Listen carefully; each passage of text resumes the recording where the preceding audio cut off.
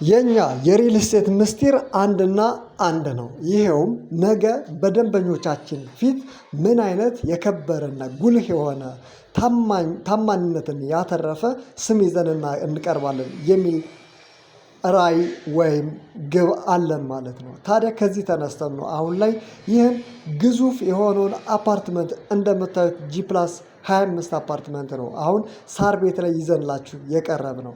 እነዚህ እንግዲህ ሳር ቤት ታውቃላችሁ በየትኛውም አካባቢ ዲፕሎማቲክ ኤሪያ ነው። አንድ ሰው በሳር ቤት ላይ ቤት ሲኖረው የቤት ቁልፍ መረከብ ወይም ሌክዠሪ የሆነ ቤት ማግኘት ብቻ ሳይሆን የሚኖርበት አካባቢ ጸጥታው ሰላሙ በጣም የሚማርክና ጎረቤቶቹ ደግሞ እንደ ተለያዩ የኤምባሲዎች ነዋሪ ወይም ሬዚደንቶች ይሆናሉ ማለት ነው። ታዲያ ሰላምን እዚህ ቦታ ላይ ማን ይጠራጠራታል? ታዲያ ይህ ኢትዮ አፎርዴብል ማርኬት ፕሌስ ለእናንተ ለዛሬ ይዘሩላችሁ የመጣው ታማኝ ከሆነው ከአዲስ ላይፍ ሪል ስቴት ነው። አልሚው ድርጅት አዲስ ላይፍ ነው ማለት ነው።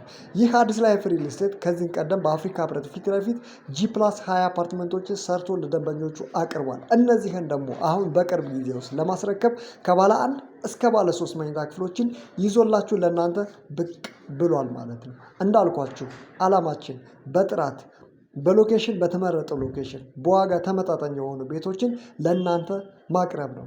እዚህ ስፍራ ላይ ቤት ሲገዙ ወይም ከአዲስ ላይፍ ሪል ስቴት ቁልፍ ሲረከቡ የሚያገኙት እርካታ ከዛ በዘለለ ቢኖሩበት ሰላም ቢያከራዩት አትራፊ የሆኑ ቤቶችን ይዘንላችሁ መጥተናል። እንደምታዩት ይህ የኤምባሲዎች መናኸሪያ መንገድ ነው።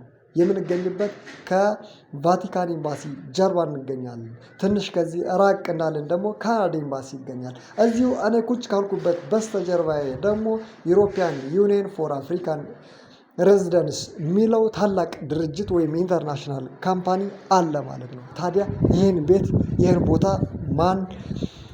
ማን እድሉን ሊያሳልፍ ይችላል ወይም ማን አልገዛም ሊል ይችላል? ጥያቄው ለእናንተ ይሆናል። እነዚህ ቤቶችን እንግዲህ ሁሌም በጉልህ ለማግኘት ከፈለጋችሁ ይህን ቻናል ሰብስክራይብ ማድረግ ይጠብቅባችኋል። ቤቶቹ ከባለ 1 እስከ ባለ 3 ናቸው። እንዲሁም በካሬ ያለን ዋጋ ተመጣጣኝ ናቸው። 125 ሺህ ብር እና 130 ሺህ ብር ናቸው። በ30% ቅድመ ክፍያ የራሳችሁ ማድረግ የምትችሉት ቤት ነው። ይህ ቤት በጣም ሌክዠሪ በጣም ደረጃውን የጠበቀ ኑሮን የሚያሻሽል ያወጡበትን ገንዘብ በአጭር ጊዜ በ5 እና በ4 ዓመት ውስጥ መመለስ የምትችሉበት ሎኬሽን ላይ ነው ያለው። ለበለጠ መረጃ ደግሞ ከታች ባለው ስልክ እየደወላችሁ እኛ ጋር ኮሚኒኬት ማድረግ ትችላላችሁ። መልካም ጊዜ